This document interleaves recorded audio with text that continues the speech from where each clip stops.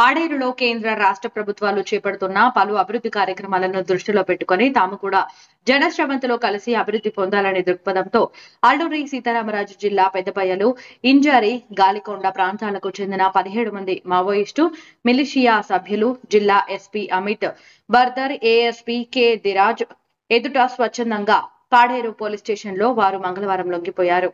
ఈ సందర్భంగా జిల్లా ఎస్పీ అమిత్ బర్దర్ మాట్లాడుతూ 2024 సెప్టెంబర్ నెలలో 23 మంది మిలిషియా సభ్యులు స్వచ్ఛందంగా లొంగిపోవడంతో వారికి పోలీసు శాఖ ఆధ్వర్యంలో అందాల్సిన సహాయ సహకారాలు అన్ని అందించడం జరిగిందని, ఇప్పుడు స్వచ్ఛందంగా లొంగిపోయిన 17 మంది మిలిషియా సభ్యులు కూడా అభివృద్ధి కార్యక్రమాలు చూసే స్వచ్ఛందంగా లొంగిపోవడం జరిగిందని, అయితే గతంలో మావోయిస్టులు భయభ్రాంతులకు గురి చేసి కొన్ని కార్యకలాపాలకు పాల్పడడం, వీరిలో కొంతమందికి కేసులు కూడా ఉన్నట్లు ఆయన తెలిపారు.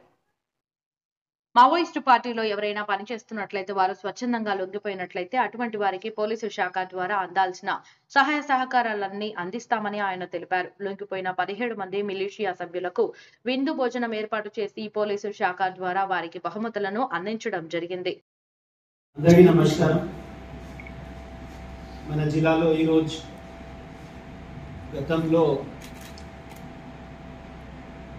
జరిగిన మావోయిస్ట్ యాక్టివిటీస్లో ముఖ్యమైన Peddabayalu area committee, Galikonda area కమిటీతో సహా కొంతమంది ఇంటీరియర్ ప్రాంతంలో ముఖ్యమైన విలనకోట అండ్ ఇంజరీ పంచాయత్ వారు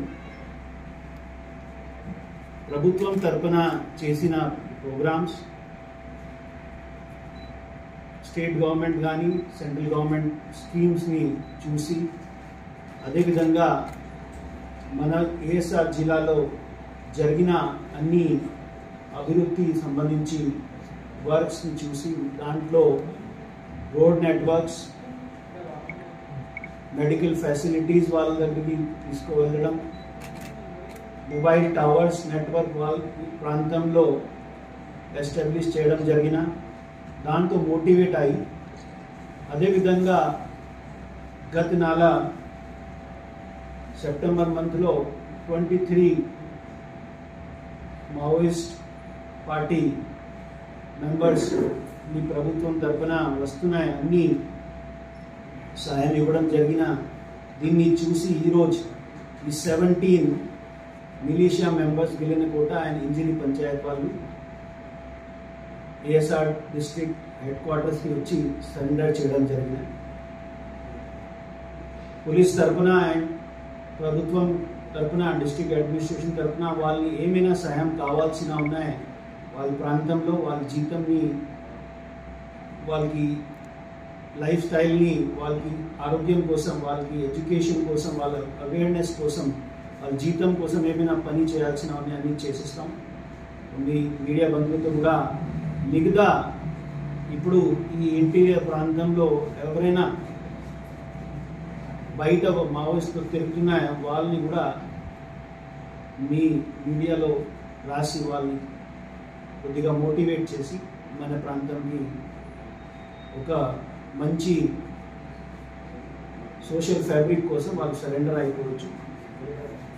ఇంకా మీ అందరికీ తెలిసిన ఉన్నాయి, లాస్ట్ ఆఫెన్స్ మన ఏఎస్ఆర్ జిల్లాలో 2021లో ఎక్స్చేంజ్ ఆఫ్ ఫైర్ జరిగినాయి. దీని తర్వాత మావోయిస్ట్ మూవ్మెంట్ పూర్తిగా ఆగిపోయింది.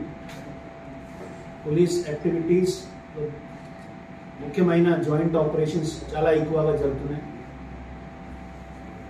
ఆంధ్రప్రదేశ్, ఒడిశా పోలీస్తో ఎక్కువ జాయింట్ ఆపరేషన్ ఈ ప్రాంతంలో జరుగుతున్నాయి. అదేవిధంగా చింతూరు వైపు AP, Chhattisgarh police joint operations చేస్తుంది.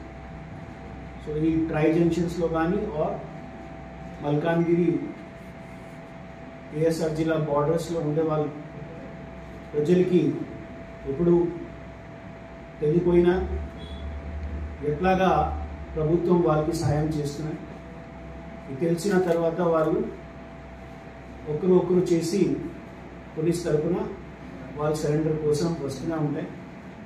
వాళ్ళు ఈరోజు మీ సమక్షంలో పెడుతున్నాం.